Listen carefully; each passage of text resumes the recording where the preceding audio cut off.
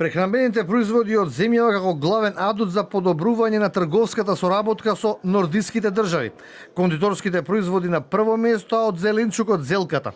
Ова се производите кои ќе треба драстично да се зголемат во маркетите во Шведска, но и во останатите држави од нордискиот регион.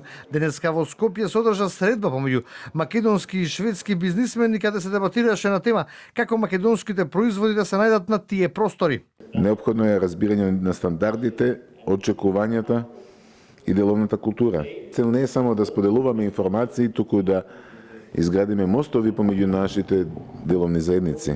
Во Македонија има околу 30 компании кои солидно функционираат, изјави амбасадорот на Шведска во земјава Ола Солстром. Целта е сега таа бројка да се зголеми, а со тоа да се подобри трговската размена помеѓу двете земји. Што економската дипломатија, економската соработка е ситуација каде што сите добиваат, ако ваша фирма извезува во компанија, ако можеме да формираме шведски представништва овде, да бидат поуспешни, да изголеми трговијата, тоа е фантастично за Шведска, фантастично за вашата земја, фантастично за младите луѓе. Заменик министерот за земјоделство смета дека преку меѓународни конференции, саеми и посети на нордиските држави од страна на македонските бизнисмени, соработката помеѓу двете земји може драстично да се подобри. Потенцијалот за македонски извоз кој што е вино, свеж зеленчук и овошје и обработени производи, конзервирани зеленчук, кондиторски производи, а ги каниме земјите од Шведска и другите скандинавски земји да ја посетат Северна Македонија и да ги